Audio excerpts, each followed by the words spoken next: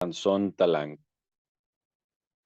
El licenciado es un experto en la educación en diabetes y se encuentra adscrito al Instituto Nacional de Nutrición Salvador Subirá. Licenciado, muchísimas gracias por su tiempo para dedicarlo a este seminario de actualización. Le agradecemos enormemente su disposición. Sea usted bienvenido y estamos a la escucha. Muchas gracias por la invitación, doctor, por el tiempo. Deme nada más un minutito para que me termine de instalar e iniciamos. ¿Cómo no? Claro que sí. Muchísimas gracias, licenciado. No, al contrario, ustedes.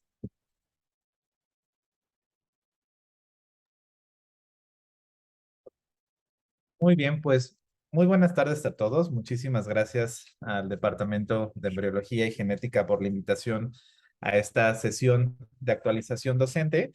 Eh, Como bien me presentaron, yo soy nutriólogo y ya desde hace algunos años me he dedicado también a la parte de docencia. De hecho, el posgrado que he realizado es enfocado a la educación en ciencias de la salud y he tenido oportunidad de trabajar eh, digamos, como docente con diferentes áreas, ¿de acuerdo? Nutrición principalmente, por supuesto, medicina y enfermería. Esos son como los tres grupos con los que he tenido oportunidad. Y pues bueno, actualmente estoy participando en la facultad con el Departamento de Salud Pública en la asignatura de promoción de salud, promoción de la salud en el ciclo de vida. Entonces, pues la verdad es que muy, muy honrado de esta invitación y pues me toca hablar de este tema de realimentación y comunicación efectiva. Entonces, un poco al estarlo preparando y al estar haciendo como la estructura de esta sesión, justamente surgen muchas preguntas, ¿no? Y esto es, ¿qué tanto nosotros consideramos, utilizamos estas herramientas docentes, ¿no? Que al final lo que queremos es que haya un cambio en cómo estamos acercándonos a los grupos, ¿no? A los alumnos. Y para ello creo que si no tenemos en claro estos dos conceptos y las herramientas para poderlos aplicar, puede ser como una gestión tal vez un poco más compleja. Entonces, tal vez una de las primeras preguntas que surgen es, pues para nosotros, qué es hacer una realimentación efectiva, ¿no? Probablemente la conozcamos como retroalimentación.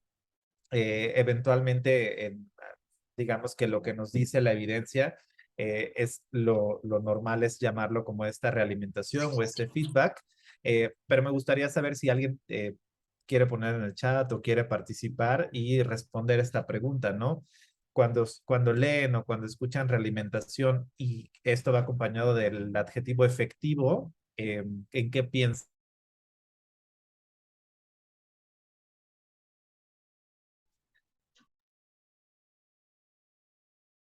Fernando.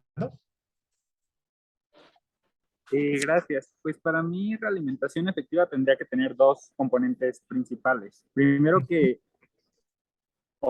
goce de una comunicación efectiva, o sea, que no solo sea el mensaje que yo mando, sino el que recibe el estudiante, Ok. que sea el mismo mensaje que recibe que el que yo estoy mandando. Y Ujú. que aparte sea un mensaje que no solo, o sea, digamos, que vaya de un consejo, de algo para apoyarlo a mejorar, o sea, porque si solo es una realimentación en qué es lo que fallaste, pues Ujú. entonces no, digo, no hay como espacio para mejorar en ese aspecto, pero si ya como tenemos esta parte de, no sé, de las áreas de oportunidad en dónde puedes mejorar, de qué formas, creo que eso es mucho Totalmente. más efectivo que solamente en qué fallaste, creo. Claro. No, es muy valioso tu aportación. Fernando, muchísimas gracias. Creo que justamente destacas cuestiones importantes. O sea, para que podamos lograr esa realimentación necesitamos eventualmente habilidades de comunicación. Un tanto la agenda o el cómo acomodé este tema es primero hablarles de realimentación y ya después de comunicación, pero destacas cosas importantes. Entonces es como esta participación o esta vaya, aquí sí una retroalimentación, ¿no? De ambas partes y con la parte de lo efectivo, pues que no solamente sea lo que se hizo mal, sino también que se vea como un área de oportunidad, incluso en lo que se hizo bien, ¿no? Tratar de reforzar esto. Y este pequeño cambio de cambiar el adjetivo de lo mal por área de oportunidad, fíjate que puede ser algo muy debatible, pero es algo que funciona y que tal vez va dentro de lo mismo, ¿no? De hacer efectivo este proceso. Gracias. ¿Alguien más que me quiera compartir a qué les suena realimentación efectiva o cómo lo conceptualizan?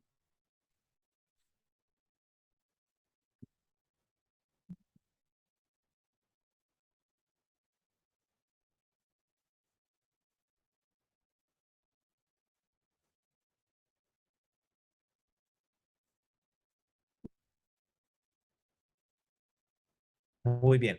Y la otra pregunta, si hacen ejercicios de realimentación efectiva, eh, saber si toman cierto tiempo, ¿no? Dentro de la planeación de todo el curso, ¿no? Que nosotros estamos impartiendo, eh, ¿cuánto tiempo le destinan a esta realimentación? Ya sea en vivo o ya sea de forma síncrona, me gustaría saber cómo lo estiman.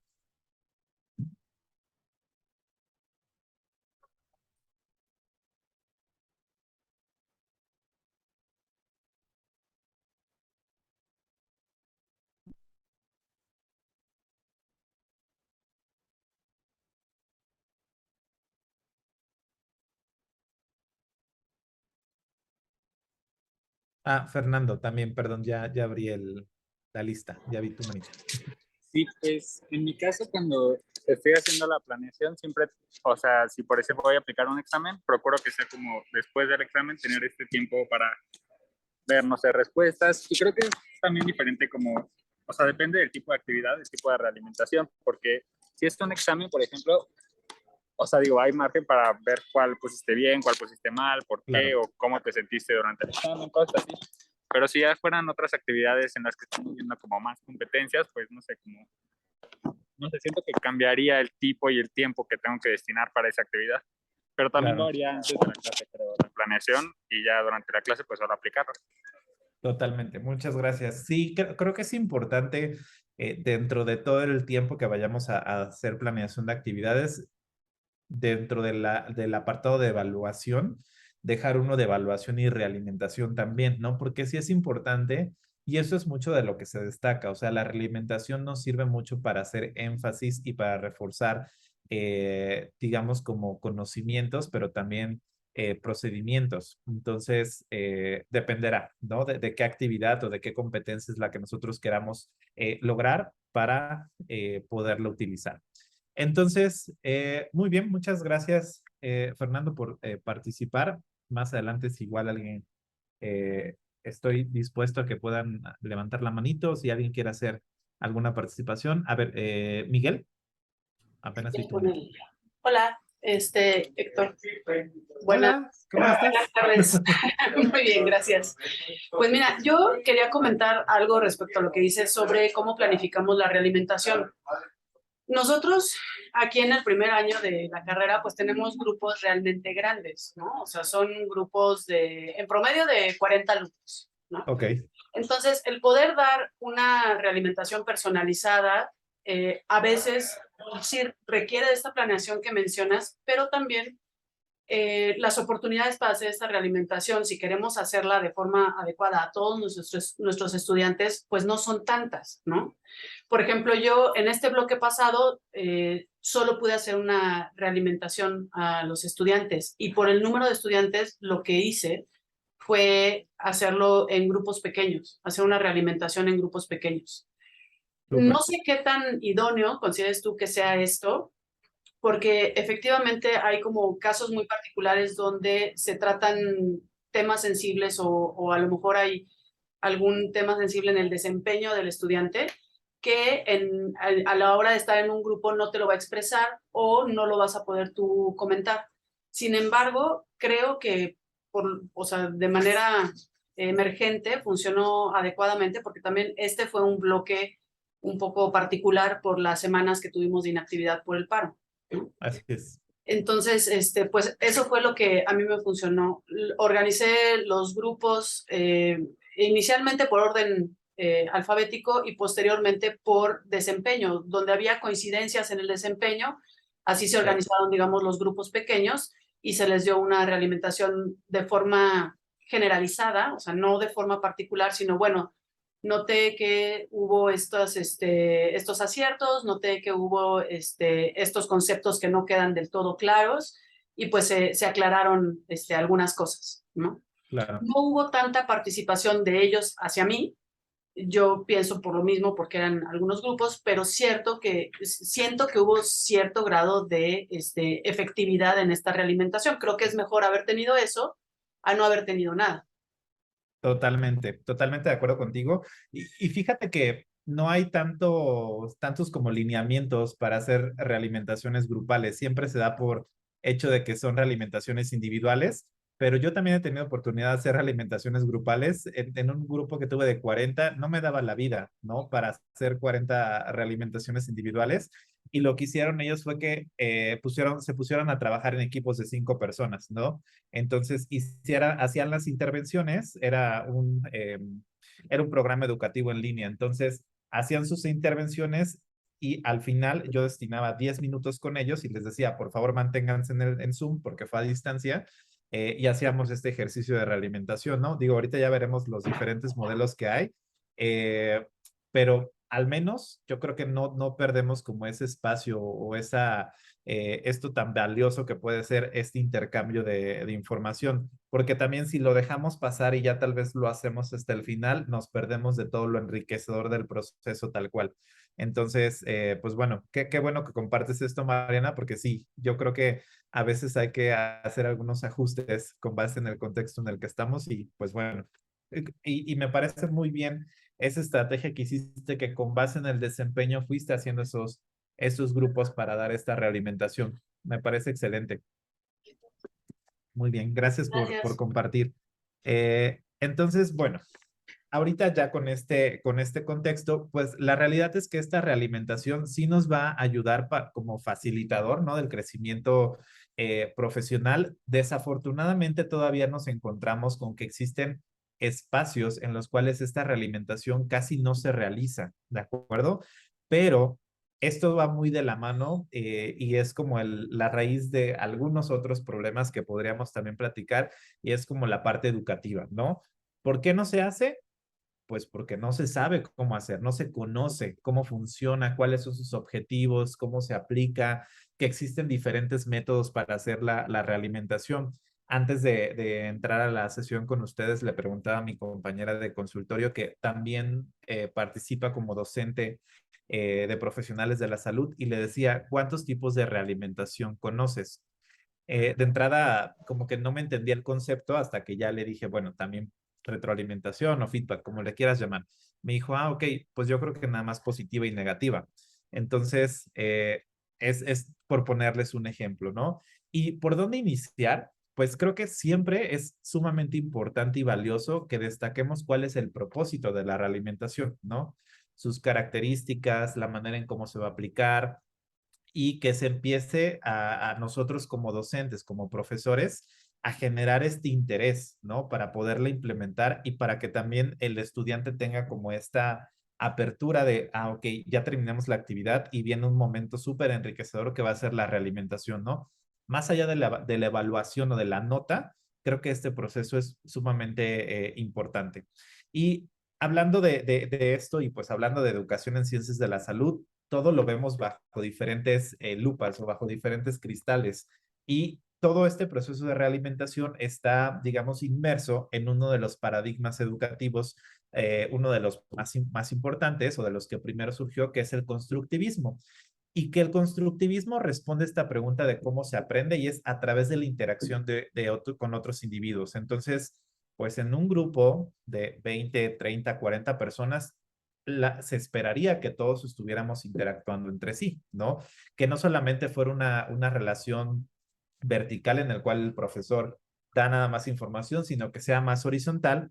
Y justamente el constructivismo, tal vez tomaré esta y la siguiente diapositiva para contextualizarnos un poco, surge de este autor Vygotsky que nos habla de esta zona de desarrollo próximo, ¿de acuerdo? Entonces, él argumenta que si una persona tiene el suficiente apoyo, ¿de acuerdo? puede tener más conocimiento, más experiencia, ¿de acuerdo? Siempre y cuando esté, digamos, como acompañado y guiado por alguien que está, digamos, como capacitado o tiene cierta experiencia profesional, ¿de acuerdo? Y que a través de eso, esta persona o este receptor va a alcanzar este desarrollo personal, ¿de acuerdo? O este desarrollo profesional. Entonces, esa interacción es lo que genera digamos, el aprovechamiento en esta zona de desarrollo próximo. Entonces, tenemos un nivel real, un nivel potencial y un nivel tutor, ¿no? Suponiendo que nosotros como tutores y docentes ya estamos en este nivel, ¿de acuerdo? En este nivel tutor, eso sería lo ideal. Nuestros alumnos o nuestros educandos estarían en un nivel real donde son aprendices, ¿no? Donde nosotros los queremos llevar a una zona potencial, ¿no? A una zona de desarrollo próximo, que construyan este puente que les permita a través de los aprendizajes cambiar de una etapa a otra, ¿de acuerdo? Y esto lo vamos guiando o lo vamos logrando con estos andamiajes, es decir, con estas pequeñas actividades que vamos haciendo, con esas actividades guiadas, ¿no? Con todo esto lo vamos logrando. Y para que nosotros podamos construir esos puentes, justamente el constructivismo, bueno, en el constructivismo se reconoce que la realimentación es sumamente importante, ¿de acuerdo? Y espero con lo que platiquemos a continuación quede claro y tal vez podríamos regresar a vigilar o a analizar este modelo. Entonces, la realimentación tal cual es una habilidad que como docentes desarrollamos y que nos ayuda a compartir información específica con el alumno, con el educando sobre su desempeño, ¿de acuerdo? Y aquí les digo, hay que cambiar como muchos paradigmas, tal vez o algunas, llamémosle viejas costumbres entre paréntesis, porque entonces pasa lo mismo, ¿no? Y seguramente hablaron o hablarán de evaluación, que se le da como una connotación negativa, muchas veces a la realimentación también. Entonces, nada de eso, ¿no? Queremos realimentar para que nuestro alumno alcance este máximo potencial de aprendizaje según en donde se encuentre. Entonces, si nuestros alumnos son de primer año, sabemos que hay ciertas competencias que debe desarrollar, sabemos que hay ciertos objetivos de aprendizaje que debemos de lograr, entonces hay que tener esto como en cuenta, ¿no? Tal vez eso sería nuestra zona de desarrollo próximo. Importancia, ¿no? Promueve en los novatos, ¿no?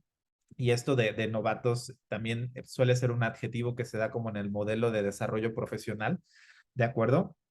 Entonces, desarrollo de habilidades que progresivamente nos llevan a este camino de superación y también el que puedan hacer una práctica reflexiva, ¿de acuerdo? Eso también es algo sumamente valioso de la realimentación y si se ofrece en el momento oportuno, ya les llamaba yo, de que a veces cuando, y nos lo mencionaba creo que también Fernando, si no me equivoco, no sé si ya te cambié el nombre, pero nos mencionaba que al terminar una actividad, ¿no? Se destinaba un tiempo para hacer esta realimentación. Porque sí, si se hace oportunamente, si se actúa de forma adecuada, puede ser esta herramienta que nos facilite el cambio.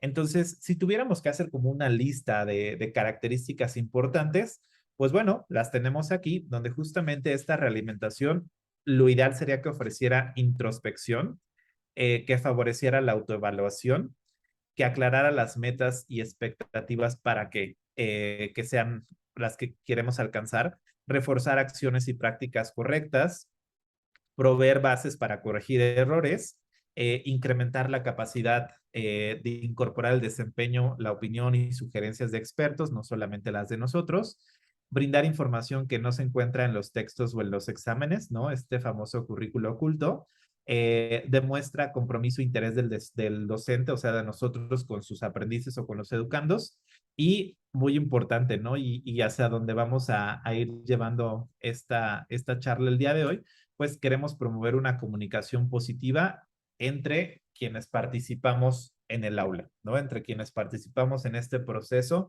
de enseñanza y de aprendizaje, ¿ok? Tipos de realimentación. A ver, primero digamos que los vamos a dividir en dos y después tal vez veremos, en la otra le puse tipos, pero tal vez los podríamos denominar como técnicas para hacer realimentación. Entonces, una puede ser formal. Entonces, justo se incorpora como parte de la evaluación formativa. Ocurre de manera estructurada y con un plan establecido. Es decir, yo sé que tal vez del bloque 1 tengo 5 clases, que 4 clases las voy a agarrar para hacer el desarrollo de todos los temas y que la clase número 5 sí o sí tengo que hacer la evaluación formativa y esta realimentación, ¿no? Entonces, todas las observaciones que yo fui viendo durante todas las sesiones, pues las voy a hacer en el momento de la evaluación formativa o al final, ¿de acuerdo? Y la realimentación informal sería estas realimentaciones que son breves y que justamente forman parte de las prácticas clínicas, ¿no? Tal vez en escenarios en los cuales está el estudiante y justamente se va a administrar de acuerdo a las necesidades de profesores y alumnos, ¿no? Y aquí, cuando el estudiante está demostrando alguna habilidad procedimental o cognitiva, ¿no? Justamente lo que les mencionaba. Puede ser que justamente con grupos grandes o ante entornos donde tal vez no tengamos tanta oportunidad de hacer esto estructurado por el tiempo, por el espacio, por el número de personas, esta realimentación informal nos ayude, ¿de acuerdo? Entonces, eso me gustaría que lo tuviéramos en claro. Entonces, formal e informal. Y aquí podríamos incluso hacer un ejercicio nosotros mismos. ¿Qué tipo de realimentación hacemos? ¿No? ¿La formal o hacemos más la informal? O hacemos las dos, ¿no? Yo creo que no hay una mejor que otra, sino lo importante es que lo hagamos. Entonces, aquí me gustaría que me pusieran en el chat si ya con lo que llevamos platicando, ustedes podrían o consideran que presentan alguna barrera para dar realimentación.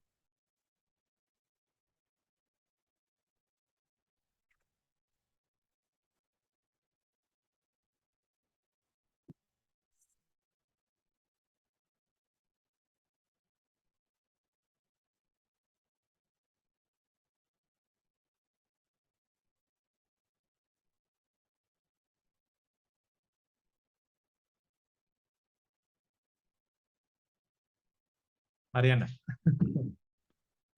Pues bueno, yo creo que una de las barreras importantes de nuestro contexto es el tamaño de nuestros grupos.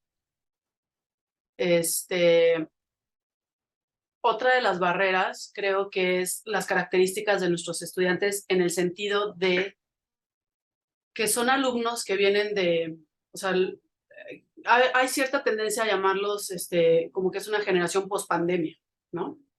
Que se están enfrentando no solo al cambio de preparatoria a licenciatura, sino que se están enfrentando al cambio de la virtualidad a la presencialidad. Y siento que hasta cierto punto se manifiestan un poco como a la defensiva. Y muchas veces los comentarios o la información que les llegamos a emitir no siempre es recibida con la intención que lleva de base, ¿no? Sino que hay una tendencia a actuar a la defensiva. Y hay también cierta inmadurez, o sea, una propia por la edad y otra por las características de esta generación, del contexto del que viene en preparatoria. Su primer año estuvieron en huelga y los otros 2 estuvieron en pandemia. Entonces, hasta cierto punto son chicos con un desarrollo emocional, con una inteligencia emocional de secundaria, que se encuentran en un ambiente de licenciatura. Entonces, creo que esas son algunas de las barreras que yo he notado. Totalmente, muy de acuerdo. Dice Fernando el tiempo de clase.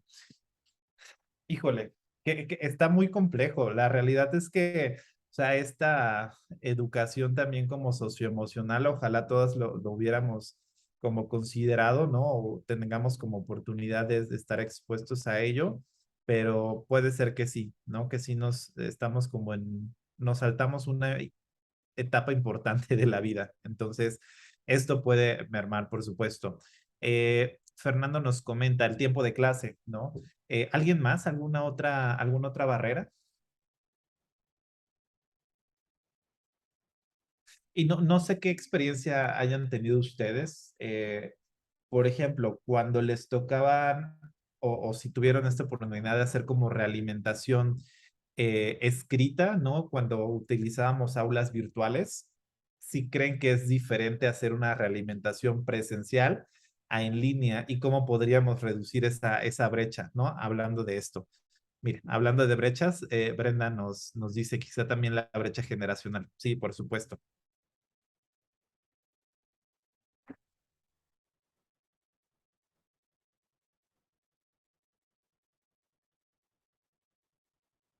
porque justo ahorita que decía Mariana, ¿no? Esto de las, como de las barreras.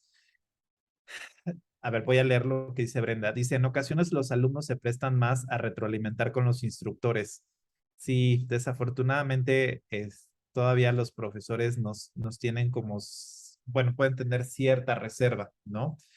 Pero bueno, o sea, si tal vez tienen más apertura con los instructores, pues tal vez justamente sea una oportunidad para que los instructores tengan las herramientas necesarias y suficientes para hacer una realimentación efectiva, ¿no? Entonces, bueno, les preguntaba esto si ustedes consideraban que la realimentación presencial y la realimentación en línea son iguales o son diferentes, porque imagínense trasladar todas estas barreras ahora a un medio digital, ¿no? En el cual tú tomas cierto tiempo para hacer una realimentación escrita a un alumno que subió su actividad a un aula virtual, ¿no? ¿Cómo lo tomarían, ¿no? Un poco anticipándonos, ¿no? A utilizar las palabras adecuadas, a que tenga cierta estructura la realimentación, por ponerles un ejemplo, ¿no? Y que probablemente si nos mantenemos con en un modelo de enseñanza híbrida, pues tengamos que ir afinando estos detalles. Entonces, yo les comparto esto, ¿no? Y eso es justamente un artículo que me parece muy valioso de la revista de Investigación en Educación Médica, de la RIEM, donde nos muestran algunas barreras y sobre todo algunas estrategias que nos ayudan a disminuir esas barreras. Y tal vez no vengan las barreras que ustedes ahorita me compartieron porque esto fue antes de la pandemia. Y probablemente tengamos que plantearnos, ok, ahora en esta época post pandemia, ¿qué otras barreras tenemos y qué estrategias buscarían? Entonces, piensen y compartimos ahorita, ¿no? Vamos a hacer lluvia de ideas. Entonces, una barrera puede ser no tener definido el propósito de la realimentación, ¿no? Entonces, siempre hacerles saber a nuestros alumnos que el propósito es ofrecer información oportuna para justamente aprender de los errores, poderlos de alguna forma ir modelando y sobre todo, como comentábamos al inicio, ¿no? Identificar aciertos y hay que reforzarlos, ¿no? Diferentes concepciones de lo que significa realimentar, ¿no? Y lo veíamos al inicio, por eso les preguntaba a ustedes, bueno, ¿cómo conceptualizan realimentación? Entonces, nunca es poner en evidencia a los estudiantes y creo que eso es también un mensaje que debemos de dar, ¿no? Yo voy a hacer un ejercicio de realimentación para ver qué información se estuvo compartiendo, cuáles son las áreas de oportunidad, cuáles fueron los aciertos y escucharlos a ustedes sobre cómo se sintieron, ¿de acuerdo? Entonces, como decía Mariana, ¿no? Yo hice mis realimentaciones en general, no me centré en ninguna persona, no me centré en ningún aspecto, no califiqué, reproché, hice críticas, etcétera. Ajá. Es orientar las acciones cognitivas y procedimentales, insistimos, objetivo o propósito de la actividad. Ajá. Falta de tiempo y espacio adecuado, principalmente debido a la saturación de actividades. Entonces, a veces, y esto probablemente sea, y lo mencionaba justamente ahorita Fernando, ¿no? Bueno, pues el tiempo de la clase, sí, o sea, es algo real, ¿no? Entonces, a veces por cumplir un programa, tener cierto tiempo, ahorita por los ajustes que tuvimos con el paro de actividades, ¿no? Pues tal vez tengamos que cumplir ciertos temas y estemos dejando pasar oportunidades para consolidar o profundizar el aprendizaje en sí. Deficiente habilidad y práctica en el ejercicio de la realimentación, pues justamente, ¿no? Desarrollar la capacidad siempre de observar a los estudiantes, de comunicar los resultados, abrir la posibilidad de realimentar la manera en la que se está llevando la realimentación, ¿no? Ya después de que terminamos el ejercicio, oigan, del 1 al 10, ¿no? O si quieren poner del 1 a 5 estrellas, ¿cuántas estrellitas le darían a este ejercicio de realimentación? Actitud defensiva del estudiante o del residente ante la crítica, ¿no? Y esto muy relacionado con lo que nos comentabas, Mariana, o sea, estas emociones o sentimientos a que de cierta forma haya, tal vez lo presientan o lo sientan como una confrontación, pues bueno, o sea, tener datos como sumamente consolidados, ¿no? No basarse en comentarios u observaciones de terceros y volver a explicar el propósito, el beneficio y hacerlo en un lenguaje descriptivo y neutral, ¿no? Ya hablaremos de la comunicación efectiva y que tal vez nos ayudará a esto, pero eso es importante. Concentrarse en los elementos negativos, aquí debe de haber un balance, ¿no? Y no verlo como negativo y positivo, tal vez no como áreas de oportunidad y aciertos. Ajá. Interacción limitada entre el docente y el estudiante previa a la realimentación. Tal vez si hemos tenido un curso a distancia y tal vez no ha sido tanta la cercanía y de pronto quiero yo llegar a hacer un ejercicio de realimentación, pues podemos tener esta resistencia, ¿no? Puede ser, por ejemplo, lo que nos decía Brenda, ¿no? Se prestan más con los instructores, pues puede ser que a los instructores los vean más como un par y entonces esa interacción sea mucho más cercana, ¿no? Pero no hay que seguirlo viendo así y nosotros como docentes hacernos a un lado, sino todo lo contrario, involucrarnos, ¿de acuerdo? Y la última barrera que nos refieren las autoras, la cultura jerárquica y tradicional en la educación médica impide esta comunicación abierta y dialógica, ¿no? Entonces, un proceso de diálogo promueve la participación de quienes están implicados, ¿no? Entonces, hay que hacer partícipes a los educandos en la medida de lo posible, ¿de acuerdo? Entonces, pues bueno, creo que justamente nos quedamos con esto de forma muy, muy puntual. Entonces, pues bueno, justamente, ¿no? Hacerles énfasis en esto. Si no hay realimentación, se aprende con base en un rendimiento deficiente hasta que se da una calificación o evaluación sumativa, ¿no? Y si hay una realimentación, se aprende con el proceso permanente de reflexión. Entonces, si queremos desarrollar razonamiento clínico, pensamiento crítico, hacer disonancias cognitivas, que reaprendan algunas cosas, pues creo que hay que empezar a cuestionarnos cómo podemos incluir estos procesos de realimentación, ¿no? Al final, estando en el aula, profesores, estudiantes, instructores, ayudantes de profesor, todos estamos buscando, digo, desarrollar ciertas competencias ambos, ¿no? Tanto como estudiantes como docentes. Entonces, esos mensajes los dejo. Y aquí, digamos como este esquema, me gustó bastante porque es justamente esta conceptualización como del marco lógico, del marco teórico de la realimentación, ¿de acuerdo? Entonces, primero, justamente tenemos como aceptar, ¿no? Esta realimentación. Entonces, que el alumno sea capaz de aceptar para qué funciona la realimentación y que comprenda que tiene un objetivo en su proceso de enseñanza y de aprendizaje es fundamental. Posterior a ello, el hacer juicios, ¿no? Y esto nos ayuda a que tengan esta capacidad de toma de decisiones, ¿no? Para juzgar la calidad de su trabajo y la del trabajo de los demás, ¿no?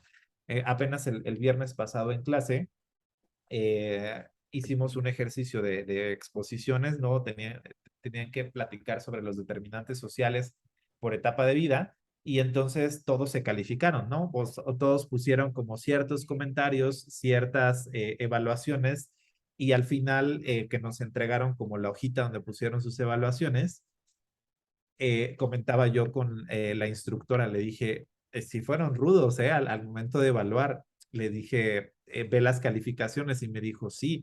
Entonces ya entre los profesores y la instructora nos dimos a la tarea de justamente revisar todos esos comentarios, ¿no? Y es algo también muy valioso para nosotros como docentes. Y después el hacer como esta gestión del afecto, esta gestión emocional, ¿de acuerdo?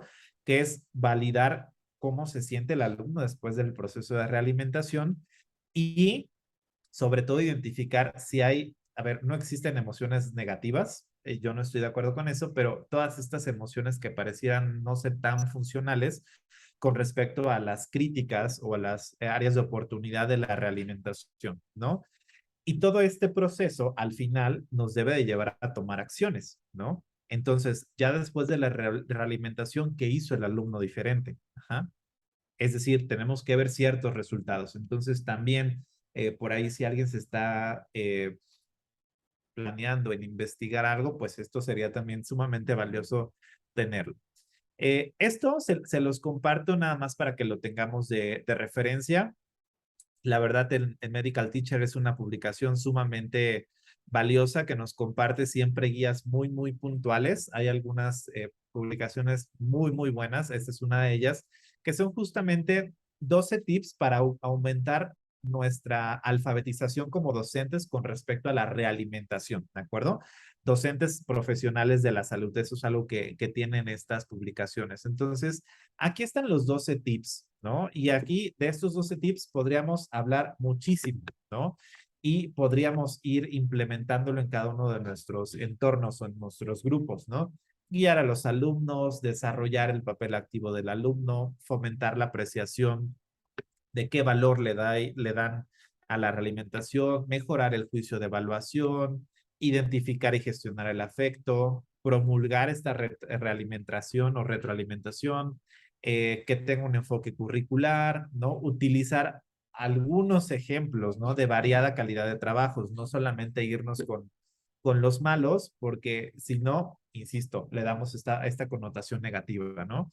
Usar tecnología para estos procesos de realimentación, yo les mencionaba los minigrupos de sub, ¿no? Por ponerles un ejemplo.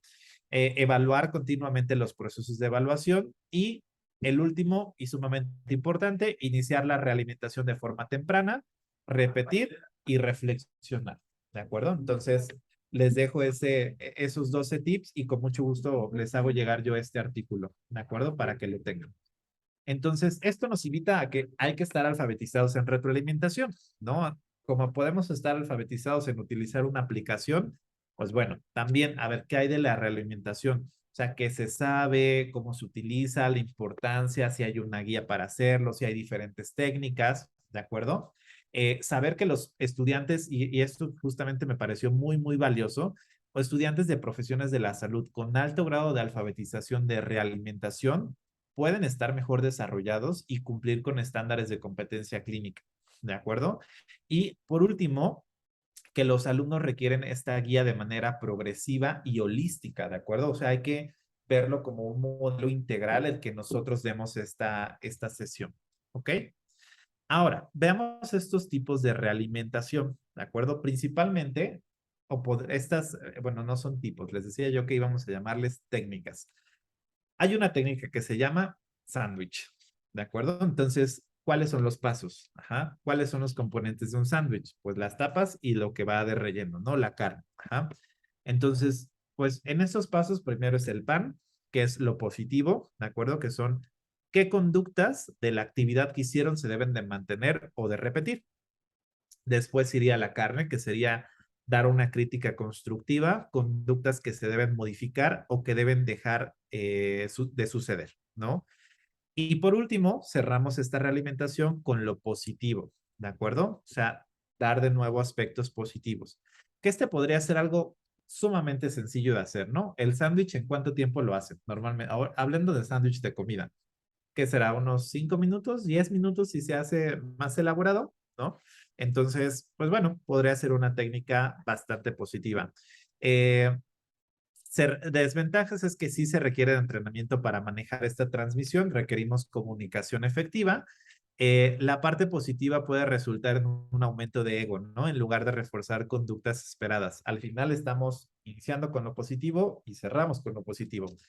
Y si no se maneja adecuadamente, la parte negativa puede afectar la relación entre los participantes, ¿de acuerdo? No sé si alguien tenga algún ejemplo de cómo hacer una realimentación sándwich con un ejemplo aplicado.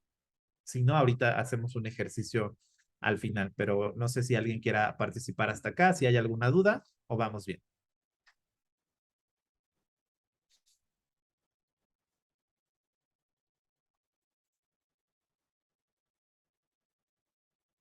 Creo que vamos bien. Si no, me escriben en el chat. Estoy súper pendiente. Vale. La otra es el...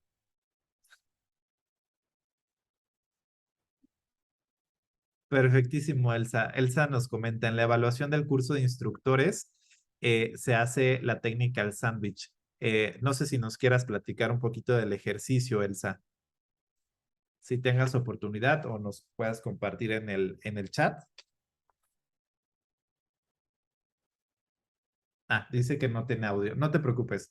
Pero es bueno. Gracias por darnos este ejemplo. Y no sé, si nos quieres compartir como qué te parece que cómo se utiliza esa técnica, también estaría buenísimo leerte. Muy bien, vamos a conocer la técnica Sharp, donde justamente, ¿no? Aquí en esto puede ser más hacia casos aplicados, ¿no? Entonces,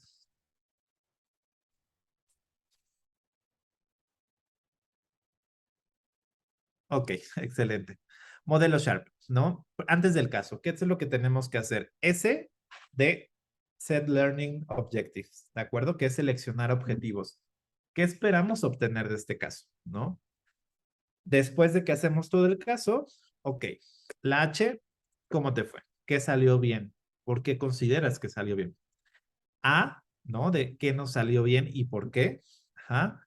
La R de revisar los puntos de aprendizaje. Ok, recordemos que el objetivo de aprendizaje en este caso era que pudieras identificar tal vez los objetivos de glucosa en un paciente con diabetes, ¿no? Se lograron los objetivos, ¿qué más aprendiste, no? Y la P de planear acciones a futuro, ¿de acuerdo? ¿Qué harías para mejorar tu práctica a futuro? ¿De acuerdo? Entonces, creo que si esto nosotros hacemos casos clínicos, aquí estas ventajas, el estudiante es participativo porque lo estamos guiando, le estamos haciendo algunas preguntas muy puntuales, sus comentarios son parte de la realimentación y las desventajas es que puede requerir práctica por parte de quien ofrece la realimentación, porque tal vez estemos hablando de que debe de ser un especialista, un experto en el tema del caso, ajá, y solo se ha demostrado su utilidad en entornos quirúrgicos, pero tal vez así como yo lo estoy viendo, podamos hacer algunos casos en el aula en el cual pues también se pueda utilizar esta técnica Sharp, ¿de acuerdo? Muy bien. No sé si alguien haya utilizado o conozca esta técnica de realimentación o les haga sentido utilizarlo en algún caso aplicado.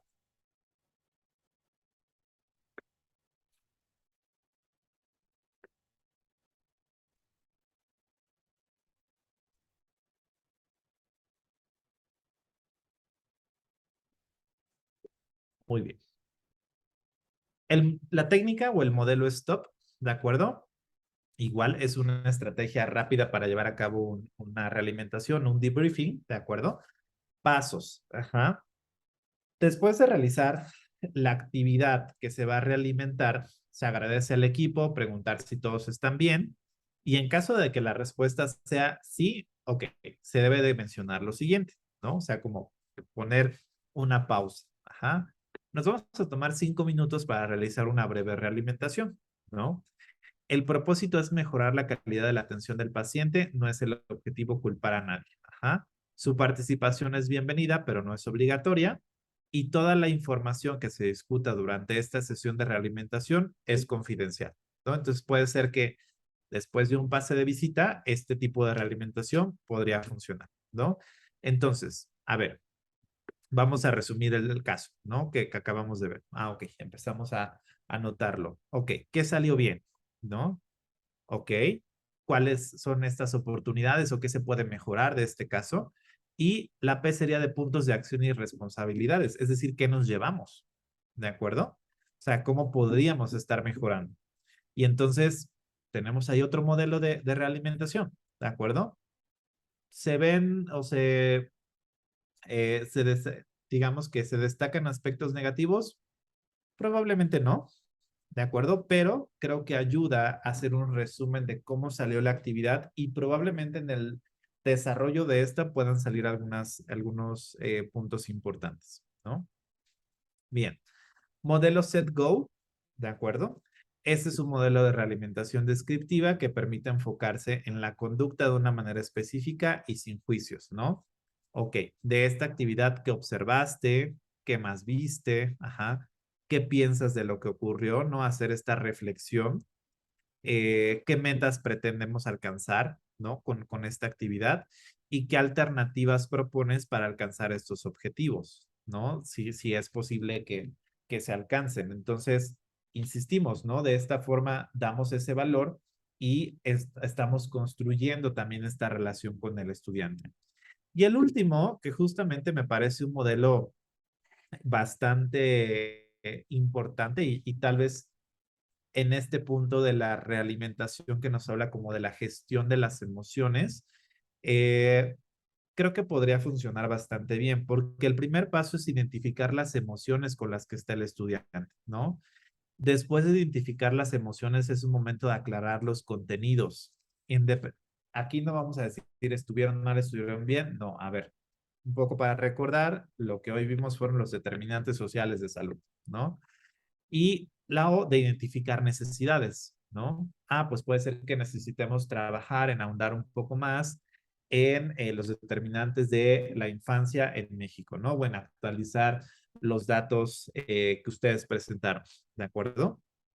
Ventajas, está centrada en el individuo, lo involucramos, permite la reflexión y el intercambio de puntos de vistas y si es una desventaja, es peligroso el manejo de emociones si no se cuenta con capacitación previa.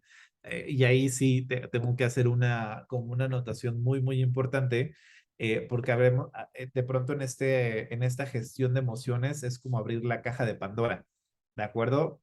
Entonces hay que estar preparados para ello, ¿ok? No sé qué piensan de estos tipos de realimentación, cómo los ven, les parecen útiles, cuáles utilizarían más ustedes en su día a día.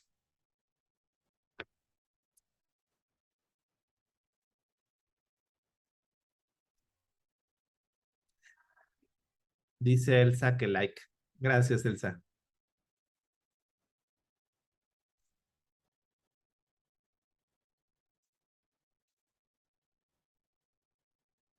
A ver.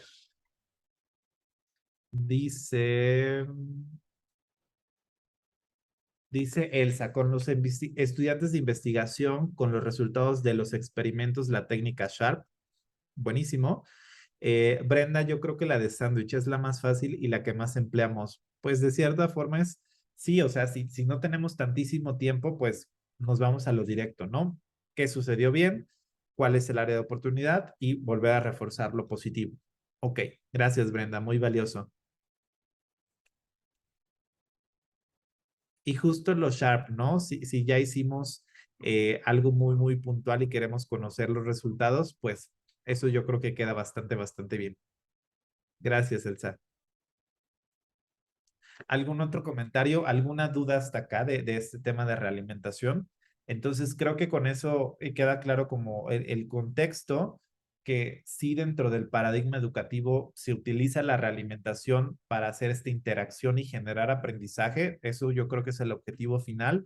Es un proceso que requiere la participación tanto del alumno como del profesor, ¿no? Y hay diferentes modelos, ¿no? Diferentes técnicas que cada uno tiene sus características, ventajas y desventajas, ¿no? Como en los tratamientos médicos, diríamos. Muy, muy bien. Pues, si les parece, vamos a tomar, damos un momento. Listo. Ahora, vamos a hablar de comunicación. Eventualmente, para poder hacer un proceso de realimentación positiva, lo mencionábamos al inicio, necesitamos la comunicación efectiva, ¿de acuerdo? Y esta comunicación dentro de un ámbito educativo es sumamente importante que lo hagamos. Eh, y esta comunicación es tan amplia porque la podemos utilizar en comunicación para la promoción de la salud, en educación para nuestros consultantes, ¿no? Nuestros pacientes y por supuesto en comunicación con los estudiantes, ¿no? Y bajo esta perspectiva constructivista, seguimos en este paradigma educativo, la comunicación educativa constituye este proceso mediante el cual se estructura la personalidad del educando, ¿de acuerdo? ¿Por qué? Porque va recibiendo muchísima información, va como digamos que las va reprocesando, y las va así, digamos que las va implementando en el medio en el que está, ¿no? Y con los conceptos que tengan construidos. Entonces, no, el estudiante o el alumno no es un ente pasivo, ¿no? Sino que es un ser activo que está reelaborando todos estos mensajes con sus propias cogniciones o con los conocimientos que ya tiene, ¿de acuerdo? Entonces, eso es algo muy valioso del paradigma constructivista, que a partir de esto se van entretejiendo todos estos conocimientos, ¿de acuerdo? Y tal cual, la comunicación educativa la podríamos definir bajo este concepto. es este proceso de interacción entre profesores y estudiantes y estos entre sí y de la escuela con toda la comunidad, ¿no? ¿Qué finalidad tiene? Crear un clima psicológico favorable para optimizar el intercambio y recreación de significados, que nos ayuda a desarrollar a los estudiantes, ¿no? O a los participantes.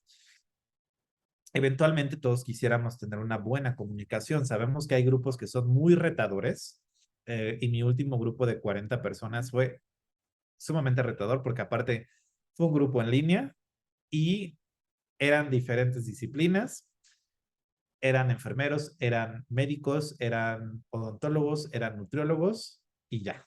Solo tenía esas 4 disciplinas, pero requirió cierto grado de comunicación, ¿de acuerdo? Entonces, justamente queremos crear eso, ¿no? Un clima favorable que permita tener este excelente intercambio de información bidireccional, ¿no? Requisitos de la comunicación educativa, los protagonistas son quienes están involucrados, ¿no? Se reflejan las necesidades y las demandas de los participantes, nos aproximamos a la cultura, acompañamos procesos de transformación, ofrecemos ciertos instrumentos para mejorar el intercambio de información, facilitamos vías de expresión y permite hacer una como sistematización de experiencias, ¿no? Mediante ciertos recursos. Entonces, es muy amplio hablar específicamente de comunicación educativa, pero las características indispensables para que logremos este tipo de comunicación es que nosotros como emisores y los receptores, por supuesto, debemos de tener una postura abierta y de cierta forma ser flexibles en lo que vamos a emitir y vamos a recibir, ¿de acuerdo? Les hablaba yo de esta bidireccionalidad del proceso, ajá. El flujo de los mensajes es en ambos sentidos y nos los mencionaba Fernando al inicio de la sesión. Va de una parte a otra, no solamente de aquí hacia allá, ¿de acuerdo? Entonces, debe de haber una interacción en el proceso, ¿no? Se pueden modificar mensajes e intenciones según vaya cambiando la dinámica y a veces hay que rechazar ciertas tentaciones de manipulación, ¿no? Que esto puede llegar a suceder en estos entornos educativos, ¿no? Cuando no quieren presentar algún examen, cuando la actividad no está lo suficientemente clara, etcétera, ¿no? ¿Cómo vamos a lograr hacer una buena didáctica con respecto a nuestra comunicación? La voz es algo sumamente importante, ¿no? Los controles visuales que utilicemos y el control de movimiento y la expresión corporal. Si me están viendo, vieron que muevo mis manos y las podré mover más, pero ya guardé una, ya están aquí.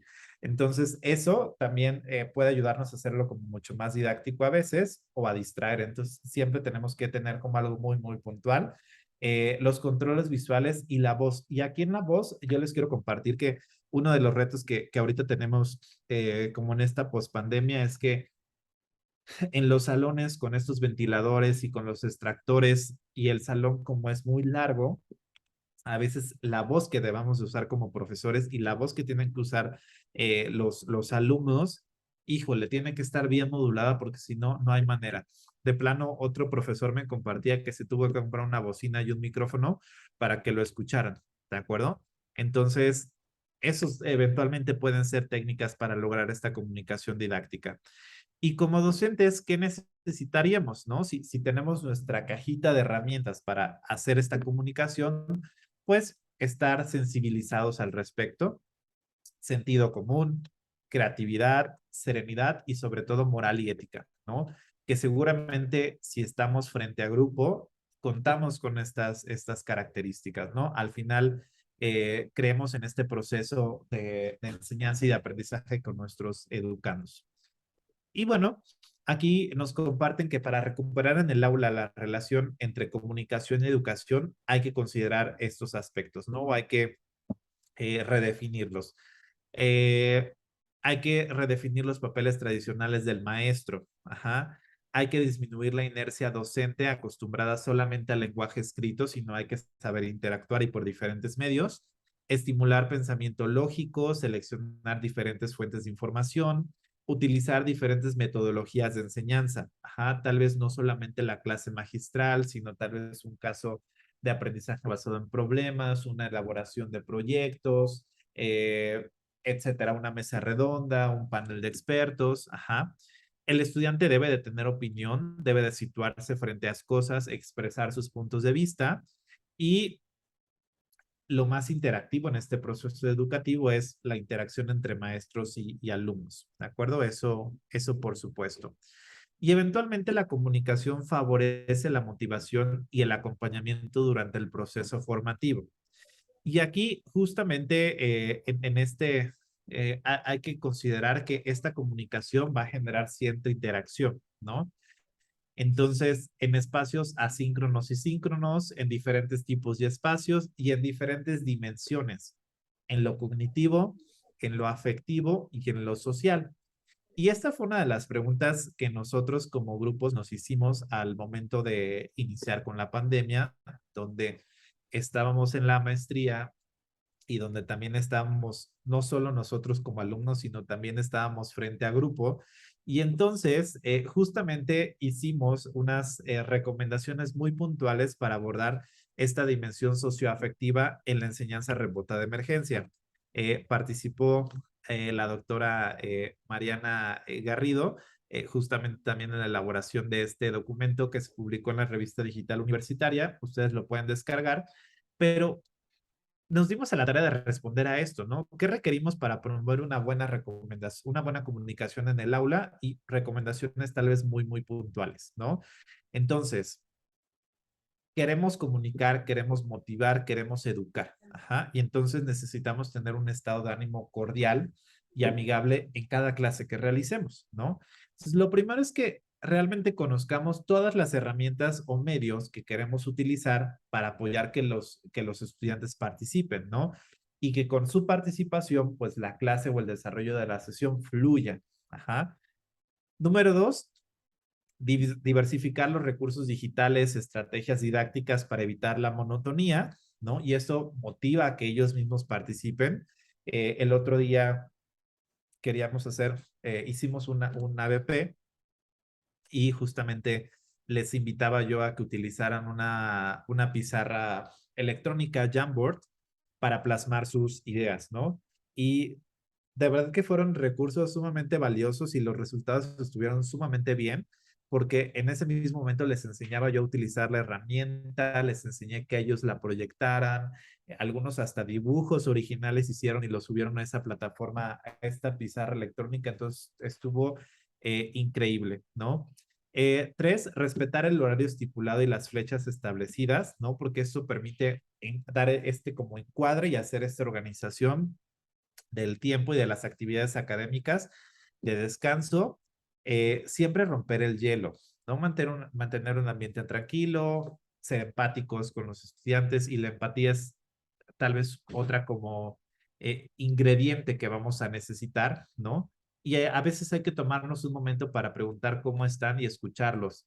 Lo primero que hicimos como profesores en la clase que tuvimos cuando terminó el paro fue preguntarles esto, ¿no? Oigan, ¿cómo están?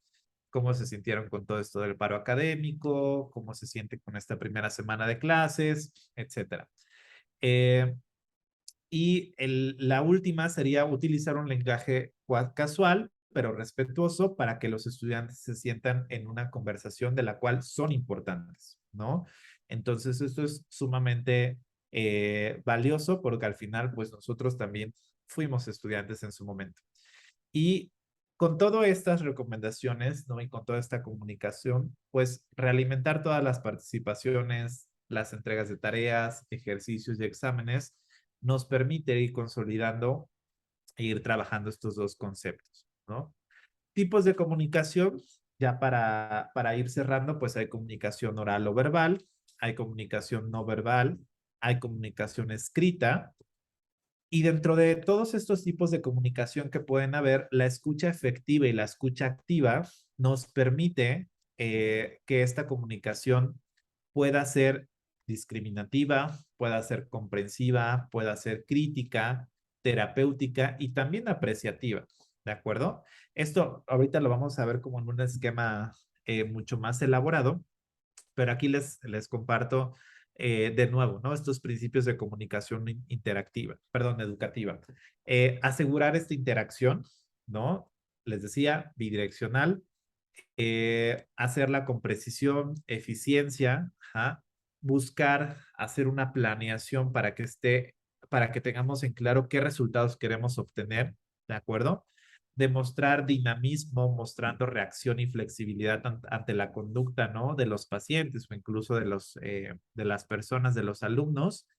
Y en lugar de que sea un modelo lineal, ya les decía yo, ¿no? De este modelo holístico, ¿no? En el cual pues tenemos toda esta información mucho más integral, ¿no? Vean que aquí tenemos un esquema, que este esquema es del libro de Educación Médica del doctor Melchor Sánchez Mendiola, en el cual vemos justamente esta comunicación y que para que se logre debemos de tener esta escucha activa y esta comunicación efectiva, ¿no? Y que al final vamos a tener dos vertientes, si la comunicación es escrita o paraverbal y si la comunicación va a ser verbal o no verbal, ¿no? Entonces, si nosotros tenemos todo esto en el contexto y se los hacemos también saber a los estudiantes, eso también nos va a hacer cambiar este paradigma con respecto a la comunicación, ¿no? Y esto, o sea, hablar de comunicación y es muy pertinente que ustedes o que nosotros lo sepamos como profesores, porque es algo indispensable en las escuelas de medicina, es algo indispensable en nuestra formación como profesionales de la salud y es una de nuestras herramientas fundamentales, la comunicación. Entonces, ¿qué? ¿No? La enseñanza y la evaluación deben de tener una visión sumamente amplia, ¿no? Debe de haber coherencia entre la comunicación y la enseñanza clínica. La comunicación, y esto es algo que últimamente he, eh, he investigado más y he promulgado más, que la comunicación debe de estar centrada en el paciente. Debemos utilizar un lenguaje también sin estigma, ajá, y que sea justamente muy, muy humano, ¿no? La enseñanza de la comunicación y la evaluación deben fomentar el crecimiento personal y profesional. Hay que desarrollar un marco planificado y coherente. Hay que evaluar la capacidad de los estudiantes para lograr estas tareas de comunicación. Los programas de evaluación deben de ser evaluados y el 8, ¿no? Que creo que lo estamos cumpliendo muy bien con ese seminario que ustedes tienen de actualización docente, esta capacitación, esta educación médica continua, ¿no? El que nos expongamos a estos espacios, el que compartamos, escuchemos otras experiencias, otras opiniones, es sumamente valioso, ¿de acuerdo? ¿Y cuál es la mejor manera de aprender habilidades de comunicación efectiva? ¿No? Tanto nosotros como si lo quieren ver para los estudiantes, hay que proporcionar estas instrucciones por escrito acerca de los conocimientos necesarios, ¿no? Muchas veces como profesores hay que demostrar dichas habilidades para que ellos tengan un modelo, practicar estas habilidades con pacientes reales o simulados bajo condiciones controladas. Una de las mejores estrategias o técnicas de enseñanza para enseñar comunicación es haciendo un juego de roles, ¿de acuerdo? Entonces, vale mucho la pena que nos planteemos tal vez algún ejercicio así dentro de nuestro programa. A veces grabar entrevistas grabadas en un video para una mejor realimentación sobre su desempeño. Esto cuando les enseñas como un modelo de teleconsulta, les pedí que se grabaran. Y fue un ejercicio sumamente enriquecedor porque ellos mismos hicieron como una realimentación, una autoevaluación de su desempeño y fue muy revelador para algunos, ¿de acuerdo? Y por último, pues permitir que los estudiantes discutan sus resultados con el profesor y para eso, ¿qué utilizamos? Pues la realimentación efectiva, ¿de acuerdo? Particularmente, me gustaría dejarles este video para que lo vean en casa o lo escuchen como un podcast si en algún momento tienen 33 minutos libres de su día. Pero es una autora que creo que en el último año me ha invitado a replantearme muchísimas cosas, ¿de acuerdo? Y lo vi muy pertinente compartírselos porque justamente fue hablarles eh, a un grupo de profesores, ¿de acuerdo? Brené Brown es una trabajadora social, es una investigadora cualitativa que investiga la vergüenza, ¿de acuerdo? La vulnerabilidad, el miedo, ¿de acuerdo? Y cómo esto nos permite ser más valientes. Ajá. Y ustedes me preguntarán, oye, Héctor, pero ¿por qué nos estás recomendando esto? No, tú venías a hablar de realimentación efectiva y de comunicación. Tiene mucho que ver porque al final una invitación que nos hace ellas es que a veces nosotros como profesores hay que permitir esa vulnerabilidad en el aula, ¿de acuerdo? Hacer un ejercicio mucho de introspección de nuestro quehacer docente y justamente a partir de eso hacer cambios en nuestra práctica o en nuestro ejercicio, ¿de acuerdo? Sí que la verdad es que les digo, Brené Brown es investigadora cualitativa, es una de las, tiene un libro específicamente, una investigación que habla acerca de cómo liderar. Ajá. Entonces, pues al final como profesores tenemos cierto rol como líderes, entonces va muy relacionado con esto, ¿no? Entonces, les comparto ese enlace para que ustedes, les digo, lo puedan ver. Si les interesa, también tienen algunos otros TED Talk bastante interesantes. Y con esto finalizo mi participación, ¿no? Eh, la tarea de promover y acompañar el aprendizaje de las relaciones con la institución, con el educador, con los materiales, con el grupo, con el contexto y consigo mismo es un papel importante de la comunicación y la comunicación viéndolo como un medio pedagógico, ¿no? Que al final es mucho de lo que hacemos. Entonces, con esto agradezco muchísimo la invitación, el espacio en este seminario de actualización docente del Departamento de Embriología y Genética. Y pues si tuvieran algún comentario o alguna recomendación, eh, pues yo encantado, encantado de estar aquí con ustedes.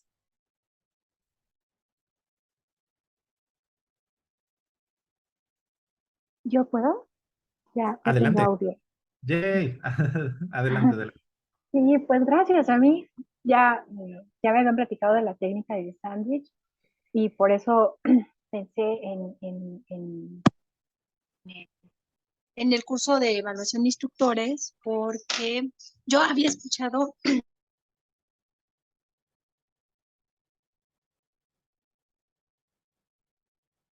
Te perdí tantito, Elsa.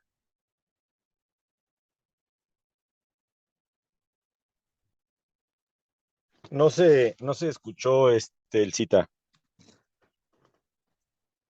Sí, creo que tuvo problemas con su audio. Perdón, que siempre empezaban diciéndole lo positivo, pues está bonito, pero en clases, pues lo que pasa es que si les va mal en los exámenes, si les va mal en todos los exámenes, entonces su actitud cambia. Cuando tú quieres hacer una realimentación, ellos ya están un poco refractarios y eso nos pasó ahorita en este curso con lo del paro. Y bueno, pues sí, entiendo, quiero ser empática, están saturados. Nosotros, pues, ¿yo qué puedo hacer si ya todo se vino con el tiempo? Yo, bueno, pues te pido que tu actitud la mejores. Pero bueno, y ahí entonces los profesores y los alumnos de repente nos damos unos bajones, ¿no? Esa es la pregunta, ¿qué pasa con las propias emociones, ¿no? Ahí, porque están involucradas justo tanto en las críticas de estudiantes hacia profesores y de profesores a estudiantes, ¿no? Gracias, Elsa. Muy, muy valiosa tu pregunta y gracias por compartir esto con nosotros. Creo que este video del cual les hablé al final te podría permitir o te podría dar esa respuesta a la pregunta, ¿de acuerdo? Realmente es muy complejo, ¿no? Y por eso les decía que también como el hecho de tener como este proceso psicoemocional, no solo de los alumnos, ¿no? Sino también nosotros como docentes, ayuda muchísimo, ¿no? A mí particularmente me gustaría compartirles algo eh, y que justamente eh, reconociendo, ¿no? Que a veces ya uno no sabe qué hacer, hablé tal cual con mi terapeuta de confianza porque tuve mi primer, por así decirlo, ¿no? Mi primer caso de plagio que fue como muy, muy fuerte porque yo dirijo un programa de titulación, ¿no? Y en el trabajo final hicieron plagio. Entonces, es la primera vez que me sucedía y me tocaba dar esa noticia. Entonces, justamente la cuestión emocional, híjole, fue muy, muy, muy complicada. Y justo, o sea, esto de cómo hacer pues un proceso de realimentación cuando hubo un plagio, híjole. Entonces, creo que te podría responder de esa forma, ¿no? Buscar, sí, estos recursos. Yo te invito a que puedas ver este video y a partir de ello, pues ver, ¿no? Como qué recursos podrían servirnos a nosotros en particular, ¿no? Porque tal vez no haya algo como muy, muy general. Pero muchas gracias por la pregunta, Elsa. Gracias, muy interesante. Gracias. ¿Algún otro comentario? ¿Alguien que quiera compartir algo?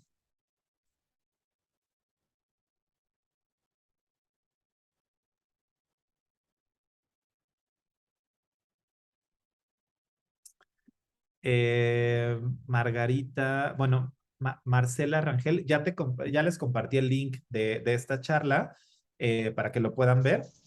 Creo que el link de asistencia lo enviaron hace un ratito. Y Margarita, fue muy enriquecedora esta sesión. En este reinicio de labores con los alumnos será una magnífica oportunidad. Sí, háganlo. Háganlo antes de irse de vacaciones, porque creo que vale la pena abrir este espacio. Y Margarita no, bueno, esto nos comenta, ¿no? De poner en práctica los conocimientos.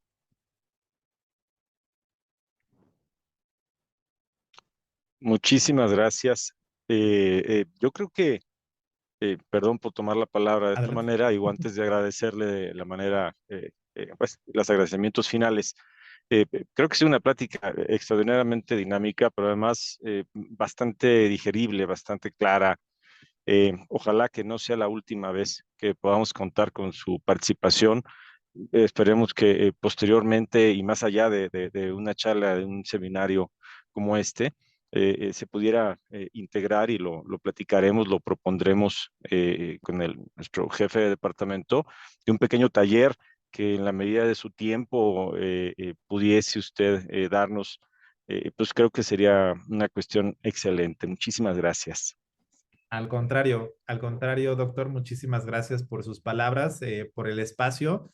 Yo encantado de poder compartir y yo creo que lo valioso ha sido también escucharlos, ¿no? Y que ustedes me hayan compartido algunas situaciones muy puntuales y creo que nos presta mucho para reflexionar y para replantear qué podemos justamente mejorar. Al final creo que todos buscamos que nuestros alumnos estén bien y que tengan resultados buenos de del proceso de enseñanza y de aprendizaje. Entonces, agradecerles al doctor, a la doctora Mariana también por la invitación y pues con gusto me dará compartir algunos otros espacios y si está la idea del taller, pues bueno, aprovechar que el 2023 está en blanco y podemos empezar a escribir algunas cosas. Extraordinario. Muchísimas gracias por su participación. Que tengan todos una excelente tarde. Excelente tarde, hasta luego. Hasta luego. Gracias, bye.